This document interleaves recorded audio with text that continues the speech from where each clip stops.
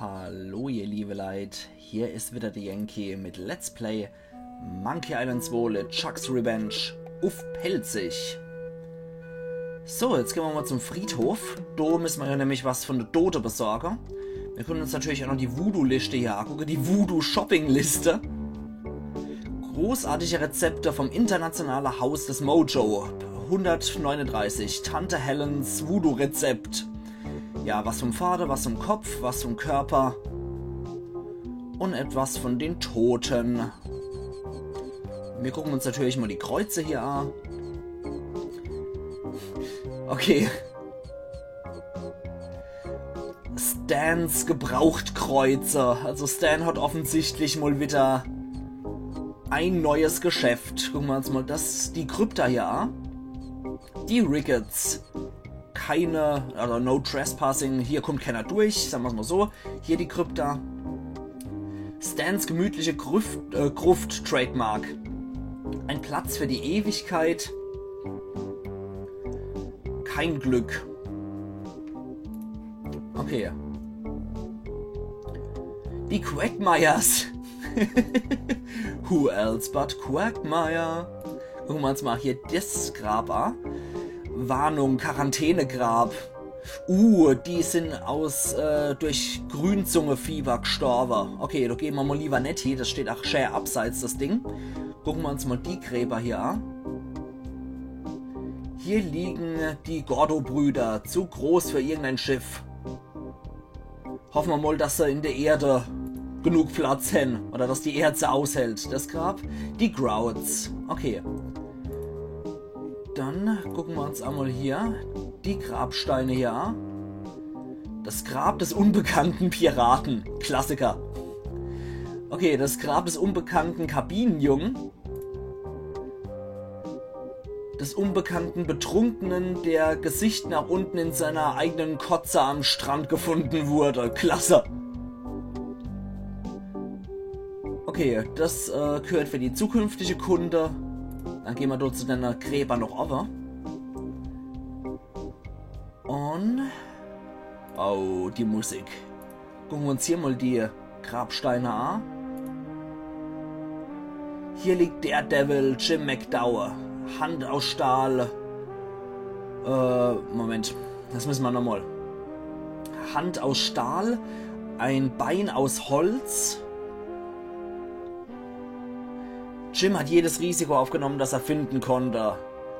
Lebe voller Action. Das war Jim. Zu blöd. Das. Zu blöd. Das. Okay, er out of limbs war. Alter Falter Limbs. Was sind denn Limbs nochmal? Dass er keine Knochen mehr gehabt hat, glaube ich. Sowas in der Art, ne? Niemand hat Jean-Louis kommandiert. Nicht an Land und nicht auf Wasser. Er hat immer gemacht, was er gewollt hat, bis er die Tochter vom Gunner geheiratet hat, vom Schütze geküsst hat, so rum. Es gab mal ein Mädchen namens Carrie, die man heiraten sollte. Sie ist in die Stadt gekommen und hat rumgeflirtet und hat nicht geheiratet, bis er beerdigt wurde, aller Haupt. Dann hier noch Marco Lagrand. Hölle auf einen Teufel an See und Land. Gute Nachricht ist, dass er tot ist. Moment. Ja. Die Hölle auf See oder Land. Ja. Die schlechte Nachricht ist, he's Brad. Kann ich jetzt leider auch nichts mehr. Oh Mann, das tut mir echt leid, ihr liebe Leid. Okay, dann hier die Schaufel für die Leute mit wenig Budget.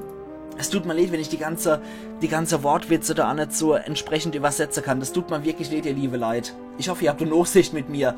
Das fühlt sich irgendwie gruselig an. Natürlich, es muss natürlich blitzen, wenn man hier das Grab aushebt. Das muss so sein.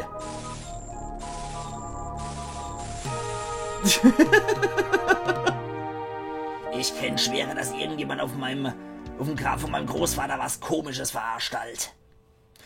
Vor allem, wie er auch noch so triumphierenden Knochen mit dem Klederfett so hochhebt, so wie so ein Tastenräuber. Und wie ihm dabei noch die Buchse runterrutscht, dass man die Feinrippe noch sieht. Oh Mann. So, da war echt nur noch gefehlt, wie er das so triumphierend hochhält, dieses Tastenräubergeräusch. Aber ich mache das jetzt nicht. Ich kann das eigentlich ganz gut nachmachen. Aber ich mache das nicht, weil es zu laut wäre. Das wird jetzt hier wirklich der Rahmen sprengen, das zu machen. Ihr könnt ja Bescheid geben, ob ich das unbedingt mal machen soll, aber dann müsst ihr euch wirklich die Ohren zuhalten oder der Ton runterschrauben, weil das ist abartig laut, wenn ich das mache und ich kann das leider nur so laut machen.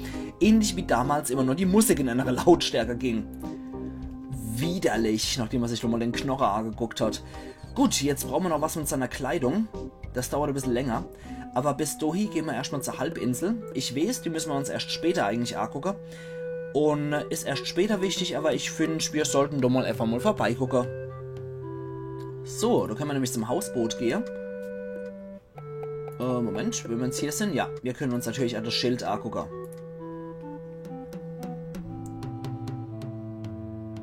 Da steht, und ich zitiere, Captain Drax Schiffscharterei, 20 Piastre, da kostet der Spaß und noch Frohe soll mal drin. Okay. Dann gehen wir doch mal hier zu Captain Dread. Aber der wird uns wahrscheinlich auch noch erzählen können, dass er wegen dem Lago-Embargo nicht weg darf. Wobei er eigentlich so hier ist und eigentlich fort könnte, ne? Theoretisch. Die Musik mag ich auch persönlich sehr gern. Aber ich merke, in der Classic Edition oder in dem Classic Mode machen sie es wirklich so dicht wie möglich an dem alten Soundtrack. Das gefällt mir ganz gut. Und da ist die Piano-Version von Leibniz eigentlich echt ganz cool, muss ich sagen. So, dann reden wir doch mal mit dem lustigen Captain Dread. Sind Sie Captain Dread? Ja, Mann, ich bin Captain Dread. Gibt's was für dich tun kann, Mann? Der ist natürlich, sorry, es tut mir leid für jeden Jamaikaner, der sich das tun muss, dass man so übles Klischee sieht. Nette Dreads? Danke, Mann. Ich müsste Ihr Schiff chartern. Sie können mein Schiff nicht chartern, weil vor einer Weile habe ich mein Glücksamulett verloren. Das Auge, was die Welt gesehen hat, Mann. Ohne das kann ich nicht segeln. Und außerdem gibt's ja noch den wiechte Kerl, der Lago, Mann. Wegen dem Embargo komme ich nicht fort. Und seither, du guck mal, es geht kein Schiff mehr fort. Und es gibt doch keinen Weg, wie man da weg kann, Mann. Warum kann ich denn Ihr Schiff nicht chartern? Wie ich schon gesagt hab, Mann. Ohne mein Auge, was die Welt gesehen hat, Glücksamulett, komme ich hier nicht fort. Und wegen dem Lago-Embargo, Mann.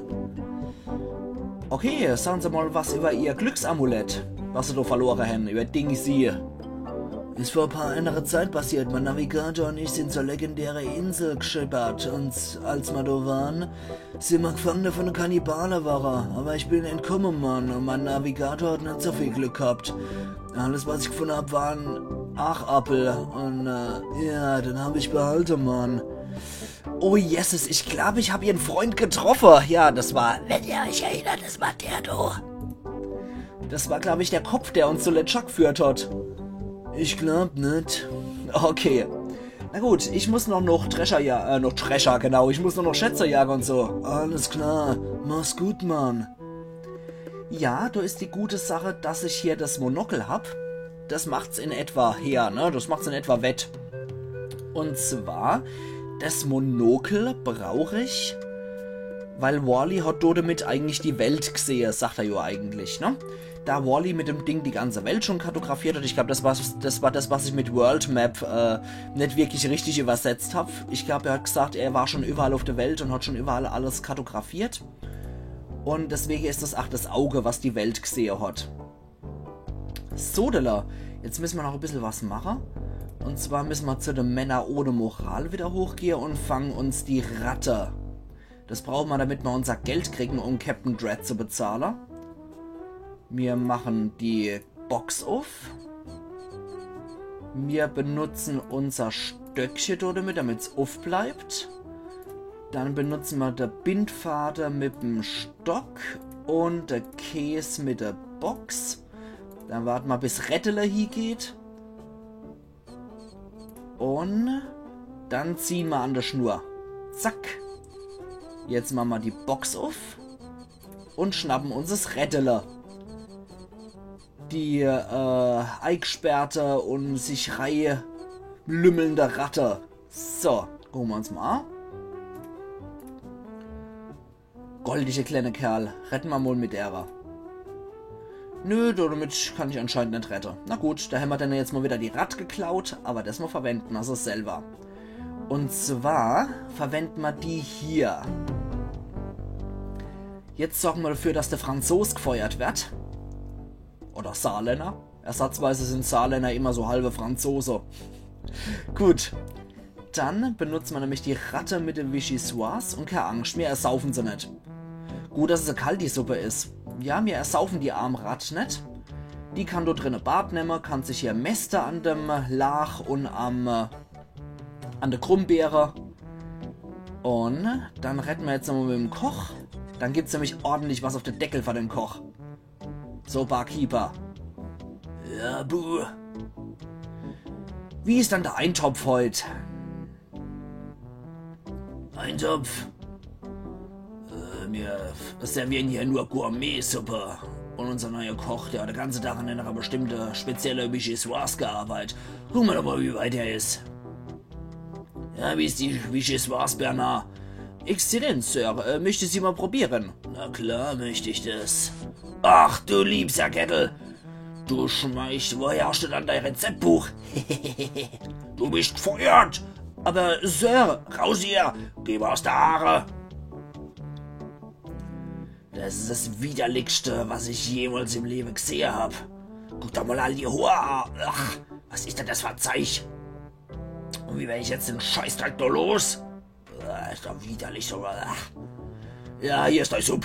Ach. Nee, ich glaube, ich bin nämlich hungrig. Verflixt. Hey, kannst du kochen? Ja, so ein bisschen. Wie wär's denn mit einer Karriere in der Fastfood, Kneipe-Business? Ja, bist du interessiert an einem Job hier? Ja, wie viel würden sie dann dafür bezahlen? So rein theoretisch. 420 PR in der Woche. Die erste Woche gibt's voraus. Ah jo, dann machen wir auf jeden Fall mal mit, ne? Ja, super Sache. Kriegst super Jobangebot und eine Karrierechance. Jetzt gehen wir rein und an die Arbeit. Okidoki. Sehr schön. Jetzt haben wir 421 Piastra. Das ist doch ziemlich gut. Mit der 20 kann ich Captain Dread bezahlen und 400 Piastra extra im Sack ist doch nicht verkehrt. So, dann klettern wir wieder raus. Da habe ich keinen Bock mehr drauf. Ist mir egal, wenn ich gefeuert werde. Glücklicherweise werde ich im Voraus bezahlt für die erste Woche. So, mehr brauche ich nicht. Jetzt müssen wir noch was regeln. Und zwar müssen wir irgendwie an Lagos Klamotte dran kommen. Dafür haben wir ja glücklicherweise den Schlamm gesammelt. Dann machen wir nämlich Folgendes. Wir benutzen den Schlammämer mit der und das geht mal, wenn sie zu ist, und dann verstecken wir uns, und zwar hier hinter dem A-Kleideteil. Und was zur Hölle? Was geht denn hier ab? Wer immer das gemacht hat, der wird dafür bezahlen. Ich krieg das Ding von meinem Kopf runter. Wenn ich das Ding von meinem Kopf runter krieg, dann wird irgendjemand sich davor so richtig entschuldigen müssen oder es bereuen. Vielleicht hätte ich das nicht machen sollen. Der sieht ziemlich wütend aus. Okay, so. Wegen Lagos Reibeise stimmen, muss ich mal kurz einen Schluck Wasser nehmen.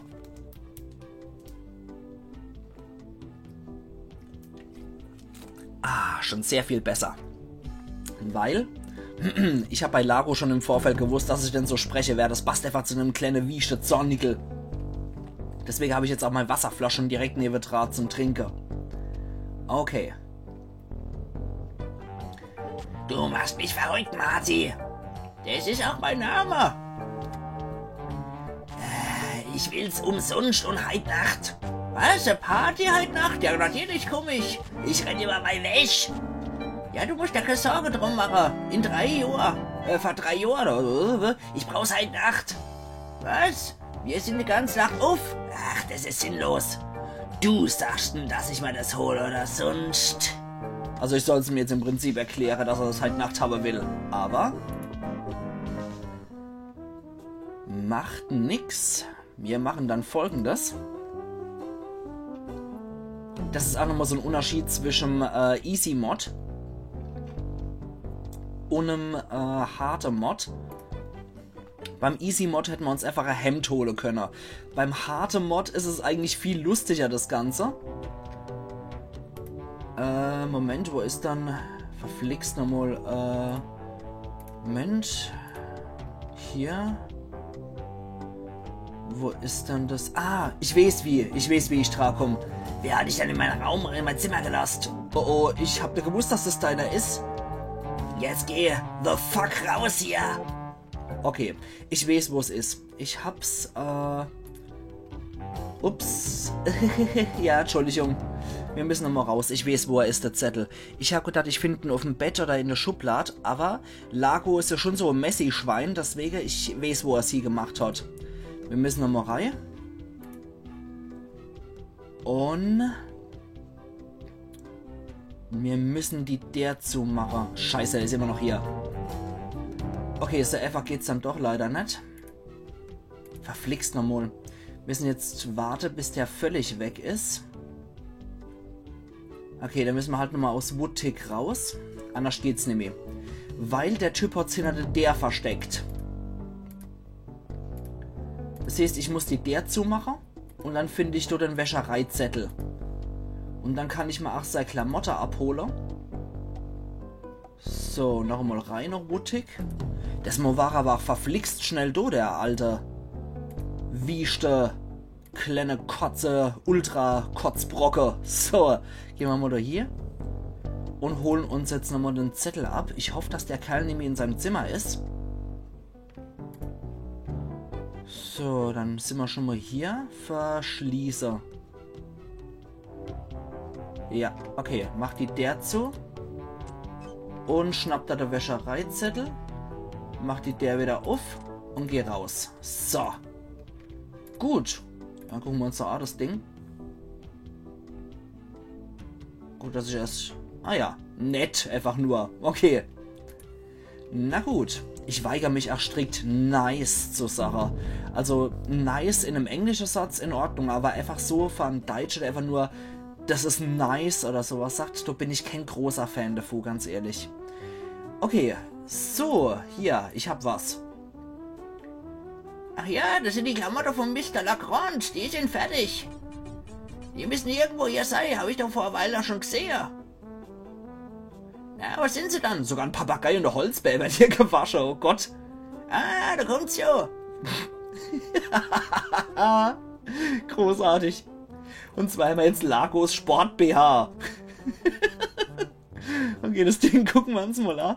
Wie gesagt, das ist die Belohnung im Prinzip, dass man es im harten Modus spielt, im schwierigen Mod.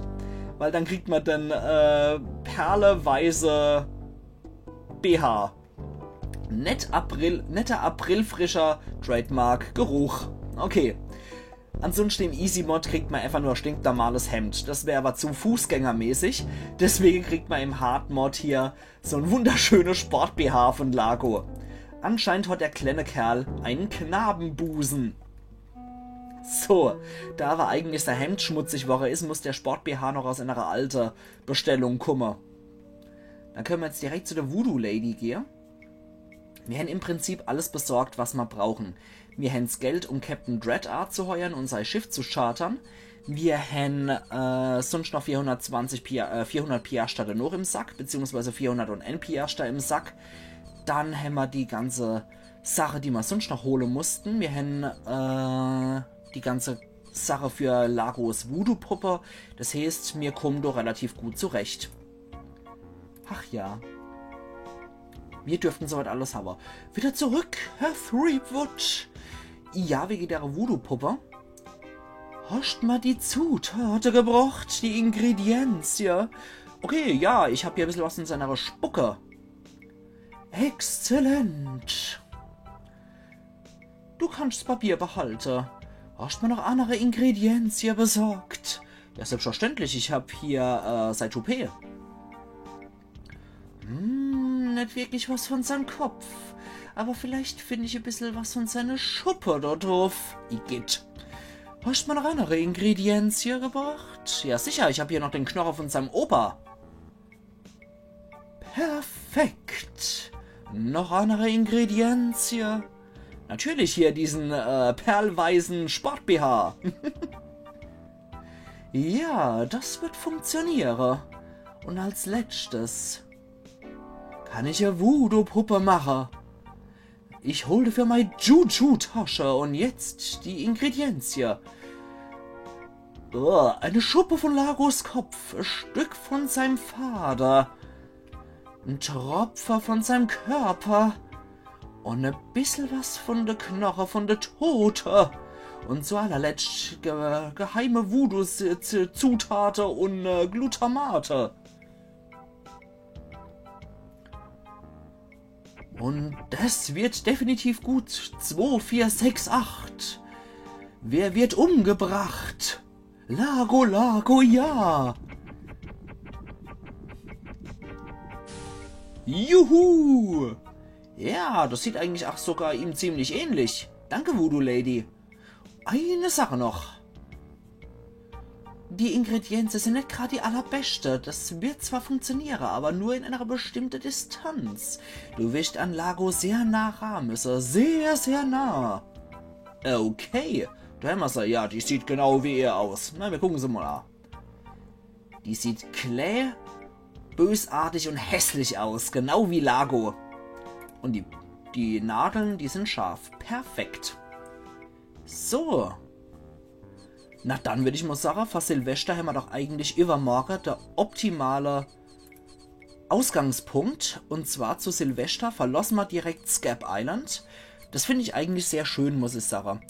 Und zwar 2018 kriegen wir im Prinzip dann noch Scab Island rum und brechen zu neue Ufern auf, was ein wunderschöner Symbolcharakter für Silvester und das neue Jahr 2019, oder? Ist doch wunderschön. Deswegen hätte ich mal Sache, wir machen nicht wieder im Sumpf unseren Cut, sondern direkt vom Hotel. Beziehungsweise im Hotel.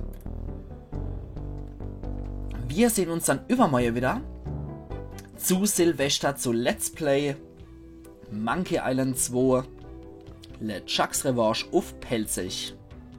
Also machen's gut und bis übermorgen wieder zu Silvester, unsere letzte Episode auf meinem Kanal im Jahr 2018. Machen's gut bis dahin, Ayan Yankee.